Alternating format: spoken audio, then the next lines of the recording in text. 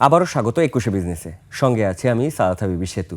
বিশ্ববাজারে নতুন উচ্চতায় উঠেছে স্বর্ণের দাম। প্রতি আউন্স স্বর্ণের দাম অতিক্রম করেছে $4,500 মাইল ফলক।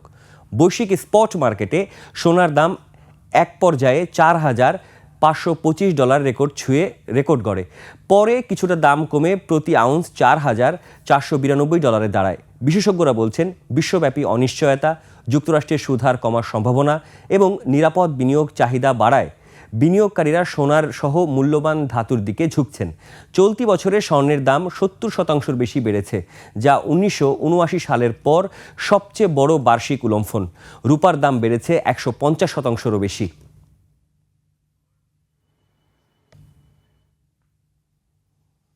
দেশের বাজারে প্রতিদিনই রেকর্ড ভাঙছে স্বর্ণের দাম। ধরাছোঁয়ার বাইরে চলে যাচ্ছে মূল্যবান এই ধাতুটি। দেশের বাজারে মাত্র 3 দিনে স্বর্ণের দাম ভরিতে বেড়েছে 9,000 টাকা। নতুন দাম অনুযায়ী সবচেয়ে ভালো মানের বা 22 ক্যারেটের প্রতি ভরি স্বর্ণের দাম বেড়েছে সর্বোচ্চ 4,200 টাকা। এতে প্রতি ভরি স্বর্ণের দাম উন্নীত হয়েছে রেকর্ড 2,26,282 টাকায়। এছাড়া 21 ক্যারেটের প্রতি ভরি 2,16,017 টাকা, 18 ক্যারেটের প্রতি ভরি 1,85,166 টাকা এবং সনাতন পদ্ধতির প্রতি ভরি স্বর্ণের দাম বেড়ে 1,54,315 টাকায় উঠেছে। স্বর্ণের দামের সঙ্গে রূপার দামেও বাড়ানো হয়েছে। দেশের বাজারে 22 ক্যারেটের প্রতি ভরি রূপার দাম এখন 5,132 টাকা। বিদেশি ঋণ পরিশোধে দারুণ সক্ষমতা দেখাচ্ছে বাংলাদেশ। গত 1.5 মাসে ঋণ পরিশোধ হয়েছে প্রায় $1.5 বিলিয়ন। প্রবাসীদের পাঠানো উচ্চ রেমিটেন্সের কারণেই বেড়েছে বাংলাদেশের ঋণ পরিশোধের সক্ষমতা। Desk report. বৈদেশিক ঋণ পরিশোধের সক্ষমতা বেড়েছে সরকারের। সময় মতো পরিশোধ করায় কমেছে সরকারের বিদেশি ঋণ। বাংলাদেশ ব্যাংকের তথ্য বলছে, গত 3 মাসে বিদেশি ঋণের পরিমাণ কমেছে প্রায় $145 কোটি। সেপ্টেম্বরের শেষে দেশের বিদেশি ঋণ নেমে এসেছে $11,212 কোটি। এর আগের 3 মাস অর্থাৎ জুনের শেষে যা ছিল $11,357 কোটি। প্রবাসীদের পাঠানো রেমিটেন্সের উচ্চ প্রবাহ সহ বিভিন্ন কারণে দেশের বৈদেশিক মুদ্রা বাজারে স্বস্তি ফিরছে। এর ফলে দেশের বৈদেশিক ঋণ পরিশোধের সক্ষমতাও বাড়ছে। বাংলাদেশ ব্যাংকের তথ্য অনুযায়ী গত সেপ্টেম্বরের শেষে বেসরকারি খাতে বিদেশি ঋণ কমে হয়েছে $1,958 কোটি। 3 মাস আগে যা ছিল $1,983 কোটি। তবে সরকারি খাতে ঋণ বেড়ে সেপ্টেম্বর শেষে $9,254 কোটি হয়েছে। 3 মাস আগে যা ছিল $9,374 কোটি। উভয় ক্ষেত্রে এ সময় বেশি কমেছে স্বল্পমেয়াদী বিদেশি ঋণ। এদিকে চলতি অর্থবছরের শুরু থেকে গত 22 ডিসেম্বর পর্যন্ত প্রবাসীরা $243 কোটি সমপরিমাণ অর্থ দেশে পাঠিয়েছেন। আগের অর্থবছরের একই সময়ের তুলনায় যা 16.20% বেশি। সাদাত হাবিবি সেতু, 21 টেলিভিশন, ঢাকা। বাংলাদেশের নারী ও বেকার যুবকদের কর্মসংস্থান এবং ক্ষুদ্র উদ্যোক্তাদের জন্য $15.075 কোটি ঋণ সহায়তা অনুমোদন করেছে বিশ্বব্যাংক। বাংলাদেশি মুদ্রায় এর পরিমাণ 1,839,15,00,000 টাকা। আজ সংস্থাটির ঢাকা অফিস থেকে পাঠানো এক বিজ্ঞপ্তিতে বলা হয়, অনানুষ্ঠানিক খাতে কর্মসংস্থান পুনরুদ্ধার ও অগ্রগতির লক্ষ্যে প্রকল্পটিতে ঋণ সহায়তা দেবে সংস্থাটি। এই সহায়তায় দেশের 1,76,000 যুবকের জন্য কর্মসংস্থান এবং আয়ের সুযোগ তৈরি করবে। এর আগে অন্তর্ভুক্ত 2,33,000 সুবিধাভোগীর পাশাপাশি নতুন অংশগ্রহণকারীরাও দক্ষতা প্রশিক্ষণ, শিক্ষানবিশ উদ্যোক্তা উন্নয়ন এবং ক্ষুদ্র ঋণ পরিষেবার একটি বিস্তৃত প্যাকেজের মাধ্যমে উপকৃত হবেন, যাতে তরুণ এবং ক্ষুদ্র উদ্যোক্তারা কর্মসংস্থান এবং ব্যবসায়িক প্রবৃদ্ধির বাধা অতিক্রম করতে পারে। এটি নারীর ক্ষমতায়নের জন্য উদ্ভাবনী পদ্ধতিতেও প্রবর্তন করবে বলে আশা বিশ্বব্যাংকের।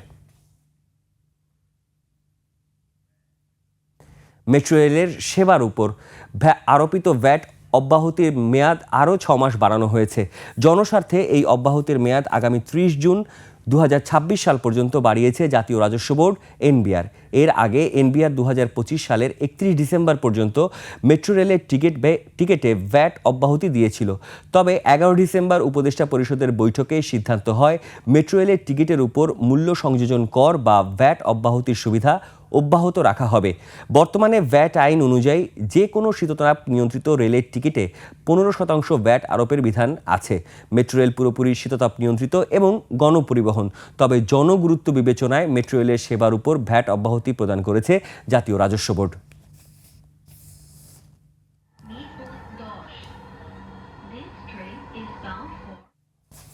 আসন্ন রমজান সামনে রেখে খেজুর আমদানিতে 40% কাস্টম ডিউটি কমানো হয়েছে।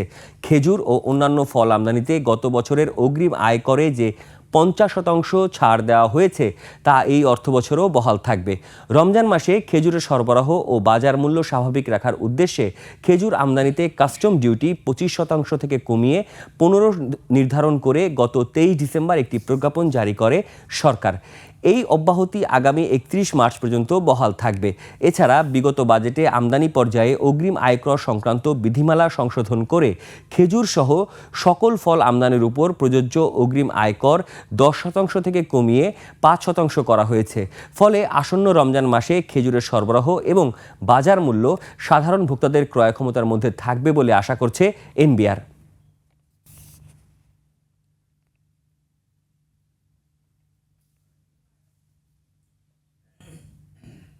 এবার এশিয়ার প্রধান শেয়ার বাজারের খবর।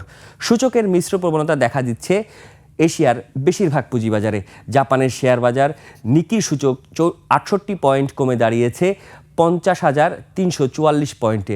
বেড়েছে হংকংয়ের শেয়ার বাজার হ্যাংসেংয়ের সূচকও 44 পয়েন্ট বেড়ে অবস্থান করছে 25,818 পয়েন্টে। কমেছে সিঙ্গাপুরের এসটিআই এর সূচক, এটি 2 পয়েন্ট কমে অবস্থান করছে 4,636 পয়েন্টে।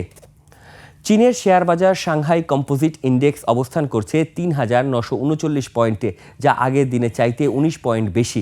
বোম্বে সেন্সেক্স 13 ইন্ডেক্সে দেখা যাচ্ছে ঊর্ধ্বমুখী প্রবণতা।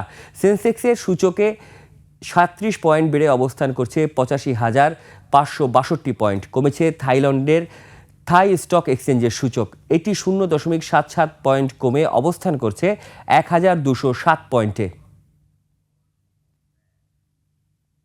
এখন জানিয়ে দিচ্ছি আন্তর্জাতিক বাজারে জ্বালানি তেলের মূল্য পরিস্থিতি। বিশ্ববাজারে জ্বালানি তেলের দাম বেড়েছে। ফেব্রুয়ারি 2026-এর সরবরাহ চুক্তিতে ক্রুড অয়েল ব্রেন্ট ব্যারেল প্রতি বিক্রি হচ্ছে $62.50, যা আগের দিনের চেয়ে প্রতি ব্যারেলে $0.12 বেশি।